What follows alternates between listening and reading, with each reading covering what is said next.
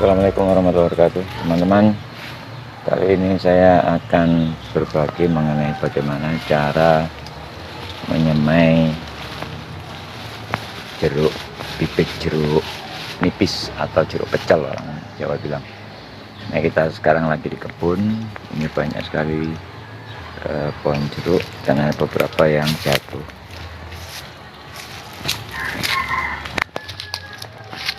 Ini banyak berjatuhan karena sudah terlalu tua, dan kita akan ambil beberapa. Kita ambil bijinya, nanti akan kita tunjukkan bagaimana cara menyemai bibit jeruk. Oke, nanti akan kita teruskan cara kita ambil jeruk yang sudah tua, yang sudah berjatuhan. Baik teman-teman, akan kita lanjutkan. Ini jeruk tadi yang sudah kita ambil dari kebun. Ini mau kita ambil airnya dan bijinya kita pisahkan. Ini masih layak konsumsi rasanya untuk minuman. Jadi akan kita pakai dua-duanya, airnya nanti kita bikin minuman dan bijinya akan kita semai. Nah, biasanya kalau teman-teman memotong jeruk, ini perlu kita siapkan dulu alatnya. Yang pertama saringan, terus kemudian pisau untuk membelah, dan tempat untuk penampung airnya, sama tempat untuk bijinya nanti. Oke. Nah, biasanya saya ulangi lagi, biasanya kalau teman-teman memotong jeruk, umumnya adalah dengan dibelah langsung. Jadi membelahnya seperti ini, atau kalau ada alat untuk perasan itu biasanya horizontal, ada yang vertikal, ada yang horizontal. Namun kalau dua cara itu dilakukan, dibelah seperti ini,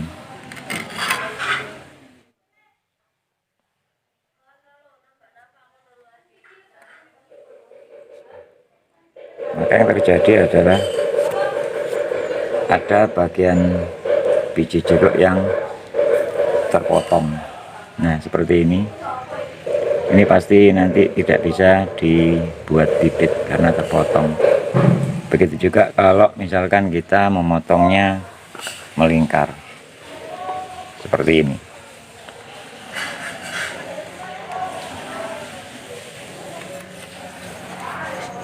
Ini sama juga, akan ada bagian yang terpotong. Nah, ini tentu tidak bisa dipakai sebagai bibit, ini karena terpotong. Oke. Nah, akan saya tunjukkan caranya bagaimana supaya biji tersebut bisa utuh.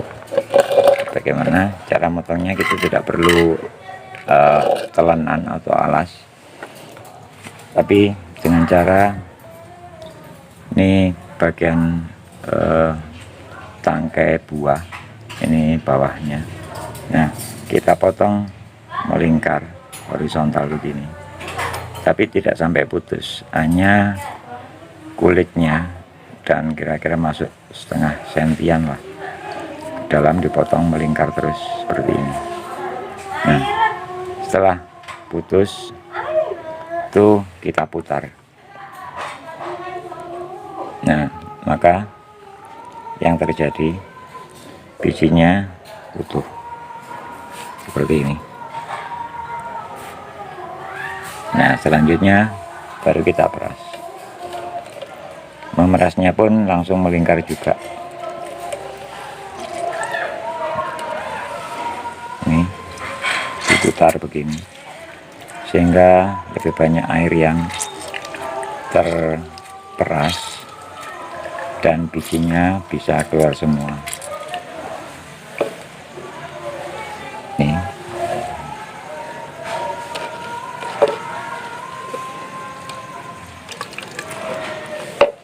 Biji akan dengan mudah keluar meskipun hanya menggunakan tangan satu.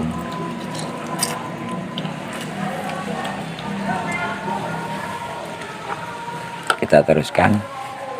Kita kasih contoh lagi bagaimana cara memotongnya. Seperti ini, keliling melingkar sampai tembus, kemudian kita putar, maka yang terjadi bijinya tetap utuh.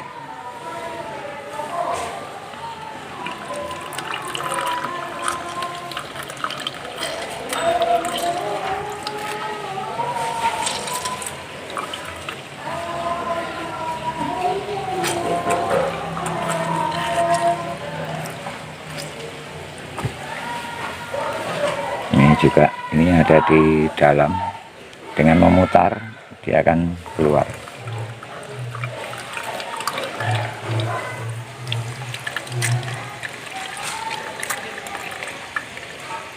Ini masih ada yang di dalam.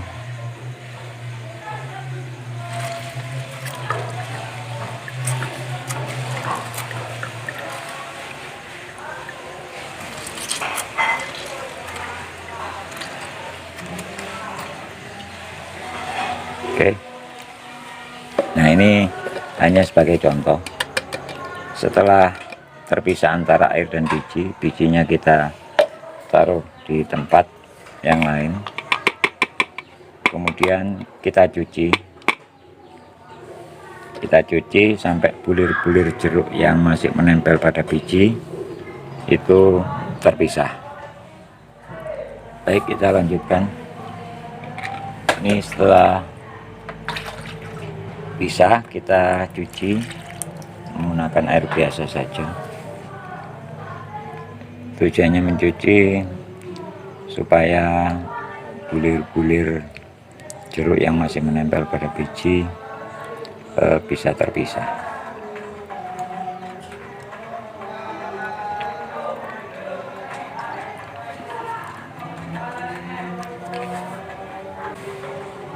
Sekaligus ini ada biji yang kecil dalam artian dia mengambang karena tidak berisi. Nah, ini juga akan kita buang juga karena kemungkinan tumbuh sangat kecil. Jadi tujuannya mencuci sekaligus memilah mana-mana biji-biji yang tidak bisa dipakai, seperti yang kecil-kecil ini, yang mengambang terutama. Kalau kurang kelihatan bisa kita tambahkan air supaya akan kelihatan mana yang tenggelam, mana yang mengambang. Nah, yang mengambang ini akan kita pisahkan, tidak kita pakai sebagai bibit.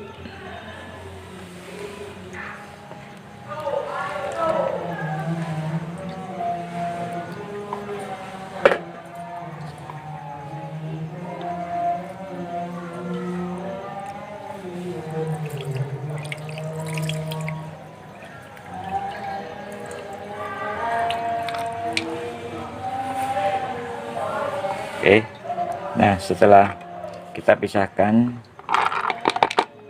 kalau saya akan rendam terlebih dulu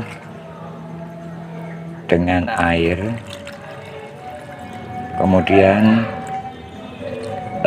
kita campur dengan POC. Kebetulan saya ada POC, sisa pembuatan kemarin masih ada. Jadi kita campurkan beberapa mili.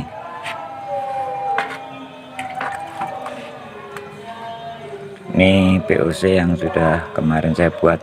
Untuk pembuatan POC dari air hujan beras bisa dilihat di link di bawah, atau judulnya membuat POC dari air hujan beras. Kita berikan sedikit saja.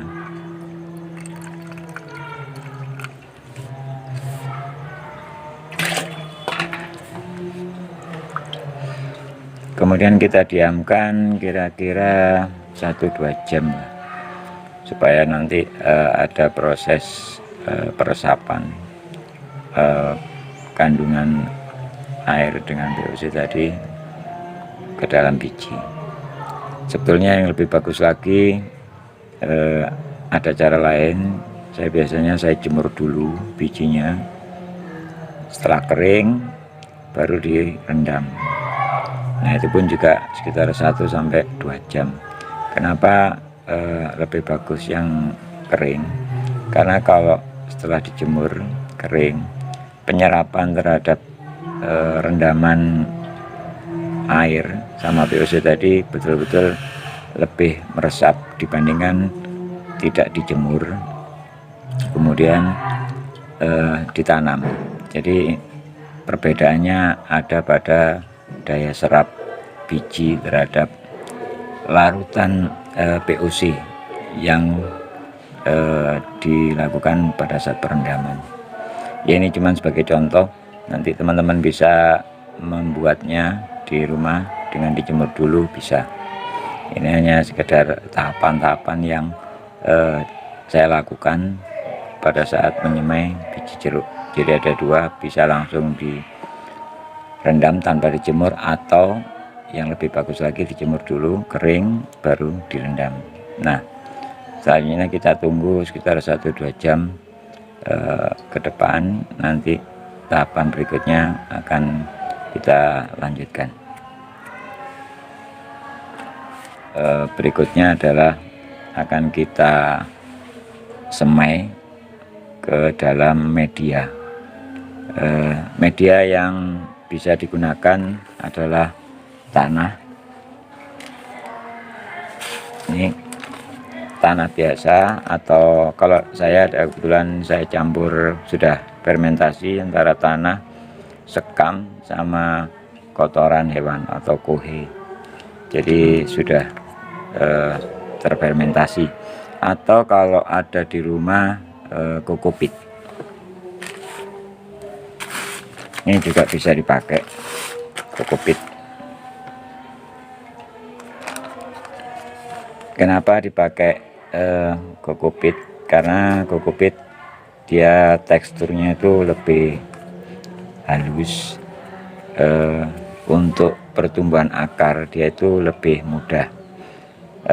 Begitu juga untuk tanah ini yang sudah terfermentasi, karena dia mengandung nutrisi unsur hara yang cukup untuk pembibitan. Tinggal dipilih saja mana yang ada. Kalau di tempat teman-teman tidak ada kokopit, bisa dipakai tanah. Kalau ada kokopit di rumah, ya bisa dipakai kokopit. Begitu. Nah caranya untuk kokopit ini bisa dibasahi dulu atau tidak dibasahi tidak apa-apa, karena toh nanti setelah ditabur, ditata, akan kita siram. Jadi langkah-langkahnya setelah kita siapkan medianya, kita ambil bijinya, kemudian kita taruh. Mau diatur silahkan supaya kelihatan rapi, atau tidak ya suka-suka teman-teman lah, bagaimana enaknya. Cuman nanti pasti ada konsekuensinya. Maksudnya apa? Kalau ditanam, supaya ini gampang ditanamnya, kita basahi saja supaya gampang menatanya.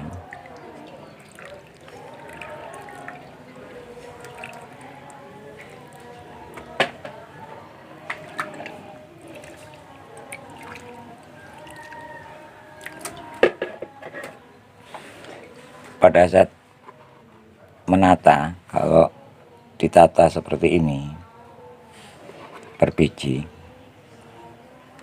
maka pada saat tumbuh teman-teman bisa dengan mudah memisahkannya dari polybag untuk ditanam per polybag. Jadi maksudnya bisa, misalkan ini kita tanam sekitar 30 biji lah di semaian, pada saat tumbuh nanti akan kita pindah, entah itu setinggi 5 cm atau 4 cm. Nah itu sudah mulai dipindah. Nah itu akan lebih mudah kalau ditata seperti ini, sehingga akarnya antara biji yang satu dengan yang lainnya ada jarak, sehingga pada saat dibongkar itu akarnya lebih mudah daripada kalau kumpul gini nanti bisa ada yang terpotong begitu. Begitu juga yang ini sama, jadi terserah, suka-suka saja. Kalaupun langsung karena terlalu ribet mungkin ya tidak apa-apa seperti ini, tergantung nanti pada saat tumbuh nanti bagaimana memisahkannya ya, seperti ini. Kemudian setelah seperti ini, pastikan masing-masing biji itu memang betul-betul sudah masuk ke dalam media dan tertutup. Nah, lebih bagusnya lagi kalau kita beri lapisan di atasnya.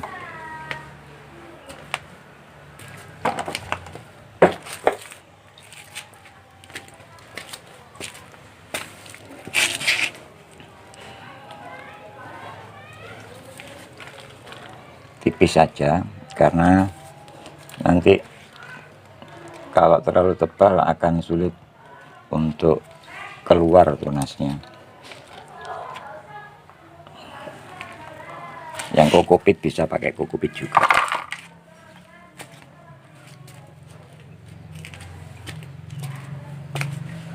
Nggak perlu tebal, cukup ya sekitar berapa mili lah, asalkan tertutup saja. Kemudian langkah terakhir, kita siram lagi.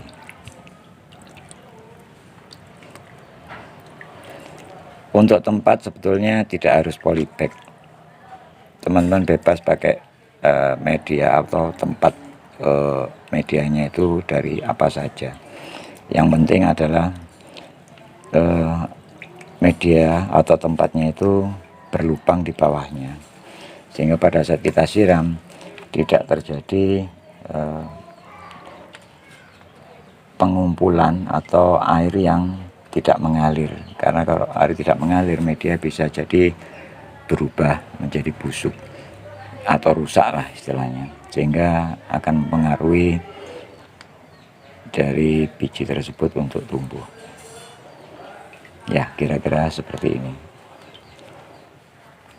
Nah, oke, nanti akan kita tunjukkan setelah beberapa minggu kemudian, karena untuk jeruk, bibit jeruk itu tidak umurnya tidak bisa tumbuh dalam beberapa hari, tapi bisa hitungan minggu itu baru keluar tunasnya. Oke teman-teman, saya rasa itu yang bisa saya bagikan untuk kesempatan saat ini. Di kesempatan lain nanti akan kita bagikan beberapa yang lain. Terima kasih sudah menonton, semoga bermanfaat dan bisa dipraktekkan di rumah. Assalamualaikum warahmatullahi wabarakatuh. Ini bibit jeruk yang sudah berumur 3 minggu, kira-kira sudah 6 cm, 5-6 cm, tapi ada juga yang masih kecil-kecil, tergantung pertumbuhannya. Jadi tidak ada yang sama. Kemungkinan pengaruh dari peresapan penyerapan VOC yang beberapa waktu yang lalu kita terapkan.